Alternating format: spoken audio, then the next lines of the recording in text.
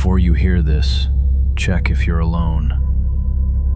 Sarah Chen's iPhone 14 Pro was found October 31st, 2024, exactly 72 hours after she vanished from Millbrook Public Library.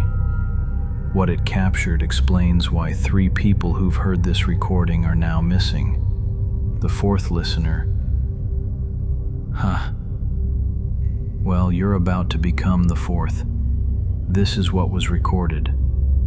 My name is Sarah Chen. I'm 23, and I work the night shift at Millbrook Public Library. I'm recording this on my phone because something's happening here. Something that breaks every rule about what's possible. The pay is $12 an hour to sit in a building that's older than anyone alive and make sure it doesn't burn down. Most people wouldn't take a job like this. Most people are smart. I needed the money for my mom's medical bills. Stage 3 cancer. The treatments cost more than I make in 6 months. But this job was supposed to be simple. Margaret, the head librarian, always waits for me before she locks up. She's worked here 37 years. Tonight, like every night, she gave me the same warning. Remember the rule, Sarah. I always nod. I always say I understand. But I need you to understand something. There's only one rule here. Never acknowledge the woman in the red coat. But that wasn't the strangest part. The building settles around 10 p.m. Wood creaks like breaking bones. Pipes gurgle with sounds that shouldn't come from water. The heating system clicks on with a noise like someone snapping their fingers right behind your ear. By midnight, the only sounds are my footsteps on carpet worn thin by a century of use, and the hum of fluorescent lights that haven't been changed since 1987. The air tastes like old paper and something else, something that reminds me of hospitals. I process returns, shelve books, update the computer system. Simple work, quiet work. At exactly 2:30 a.m., everything changed. I was wheeling a cart through the fiction section, Stephen King, ironically, when movement caught my peripheral vision. Between the stacks in the far corner where the shadows are deepest, stood a woman in a bright red wool coat. She faced the shelves like she was reading, perfectly, impossibly still. The temperature dropped 15 degrees in 3 seconds. My breath came out in visible puffs. The air suddenly smelled wrong. Flowers mixed with something rotting, something that belonged in a morgue. "Excuse me," I called out. "The library is closed. You need to leave." She turned around. Her eyes were completely black. Not brown, not dark blue. Black like spilled ink, like looking into deep water at night. She smiled, and her teeth were too white for the dim lighting, too perfect, like they belonged in a doll's mouth. "I'm just reading," she said. Her voice sounded like it was coming from the bottom of a well. "Don't mind me." I stumbled backward.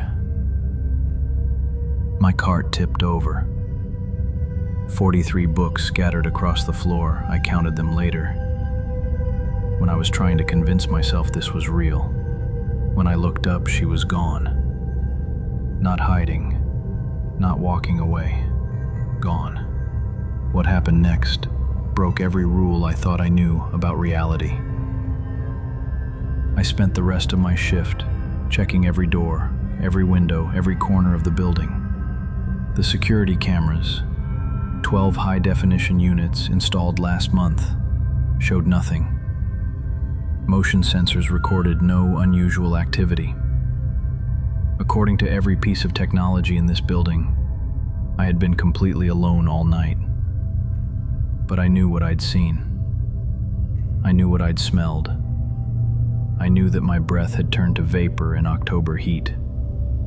The next morning, I told Margaret about the woman in the red coat. The color drained from her face so fast I thought she might faint. "You acknowledged her." Her grip on my arm left bruises. "Please tell me you didn't speak to her." That's when she opened her desk drawer and showed me the folder. "The woman has been appearing for 63 years, always at night, always in the same red coat. I've seen her 12 times in my career." Other night staff reported sightings dating back to 1961. The rule is simple: pretend she doesn't exist. Don't look at her. Don't speak to her. Never, under any circumstances, acknowledge her presence. "What happens if you do?" I asked. Margaret's hands shook as she pulled out newspaper clippings, headlines that made my blood turn to ice water. "People disappear. David Morrison, night librarian, 1987. He tried to help the woman find a book. Vanished during his shift. They found only his keys and a single red rose on his desk, still wet with morning dew at 3 a.m. Sarah Williams, 1994. She called security when she saw the woman. They found her glasses crushed on the reference room floor, lenses ground to powder. Never found Sarah. But the recording shows something that shouldn't exist. "There have been others," Margaret whispered. 8 in total. Always the same pattern. They acknowledge her, and then they're gone. No signs of struggle. No evidence of violence. Like they just stopped existing. I should have quit. I should have walked out and never returned. But my mom's next treatment was in 2 weeks, and I needed every hour of overtime I could get. She appeared again the following Tuesday. Same time, same location. This time I was ready. I saw the red coat between the stacks and immediately looked away. Focused on my catalog. My hands shook so badly I could barely type. But I didn't look. I didn't acknowledge her. The smell of rotting flowers filled the air. Gardenias left in stagnant water for weeks. For 23 minutes, I felt her presence like a weight pressing against my skull. I heard pages turning, soft footsteps that didn't quite match human rhythm. Once, she hummed something that sounded like a lullaby my grandmother used to sing. When I finally looked up, she was gone. A book lay open on the floor. Emily Dickinson poetry, open to "I heard a fly buzz when I died." Then I realized the real horror was just beginning. This became the pattern. Every Tuesday night at 2:30 a.m. she would appear. I followed the rule, ignored her, waited for her to leave, but it was getting harder. She started testing me, walking closer, staying longer, making more noise. One night I felt her breath on my neck, cold air that smelled like earth and copper pennies. Another night she knocked over an entire display of new releases. The crash echoed through the silent building like gunshots. I cleaned up without ever looking in her direction. Then she started leaving things for me. Red roses, always wilted and black at the edges. I found them on my desk, tucked between books, floating in the staff room coffee pot like bloated corpses. I threw them away and scrubbed my hands until they bled. Then came the photographs, old black and white pictures of people I'd never seen. Victorian dresses, 1920s suits, 1950s housewife attire. But their faces were wrong, empty, like looking at shells of people with nothing inside, nothing behind their eyes. By December, she was appearing 3 nights a week. Christmas Eve was different. Something in the air felt charged, electric, like the moment before lightning strikes. I was alone in the library when I heard crying, raw, anguished sobbing that seemed to come from the walls themselves. The sound bounced off surfaces and multiplied until I couldn't tell where it was coming from, couldn't tell if it was one voice or dozens. I sat at my desk, hands clenched into fists, forcing myself not to look up. But the crying went on, sometimes fading to whispers, sometimes rising to wails that made my teeth ache. "Please," her voice cut through the sobs, clearer than it had ever been. "Please help me. I've been lost for so long." Every human instinct I had screamed at me to find her, to comfort her. The crying was so desperate, so full of genuine pain. How could I just sit there and ignore someone who was clearly suffering? "I just want to go home," she whispered. Her voice was right beside my ear. I turned around. What you're about to hear happened exactly as I describe it.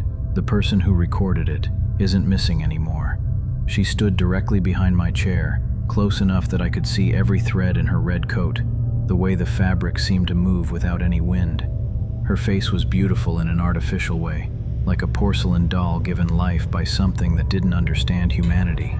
Those black eyes stared into mine, and I felt something cold and wet wrap around my chest like invisible hands, squeezing until I couldn't breathe, couldn't scream, couldn't do anything but stare into that impossible darkness. "Thank you," she said, and her smile was the last thing I remember.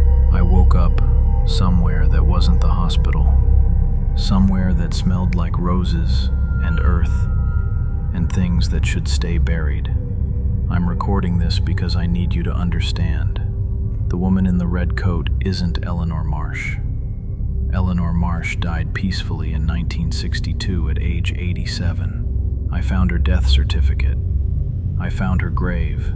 I've been researching, trying to understand what I'm dealing with. What I found in those photographs she left me, it changes everything. In the background of one photo, barely visible behind a man in a 1940s suit, there's a building under construction. The Millbrook Public Library. And standing at the construction site, watching with those same ink-black eyes, is the woman in the red coat. She's been there all along, not trapped, not desperate to leave. She's been collecting every person who's disappeared. They're here with me now. David from 1987, Sarah from 1994, all 8 of them, and dozens more I never knew about. We're all here, in this place that exists between the stacks, in the spaces between seconds. And we're not alone. She's building something, an army of the lost, the forgotten, the acknowledged. Each person who breaks the rule becomes part of her collection, part of her power. The library called my replacement yesterday, a young man named Marcus, just out of high school, needs money for college. Margaret will give him the same warning she gave me. Remember the rule. But here's what Margaret doesn't know. Here's what nobody knows. The rule isn't to protect you from her. The rule is to protect her from you. Because once you acknowledge her, once you see her for what she really is, she can finally see you too. And once she sees you... My name is Marcus Rivera. I'm the new night librarian at Millbrook Public Library. I found Sarah Chen's phone in the stacks tonight, still recording. The battery should have died weeks ago. I should have followed the rule. I should have pretended I didn't see the woman in the red coat standing right behind me as I found the phone. But I turned around, and she smiled. 3 people have heard this complete recording. 2 of them are now missing. Have you ever felt watched when you're alone? What would you have done differently? Are you sure you're safe right now?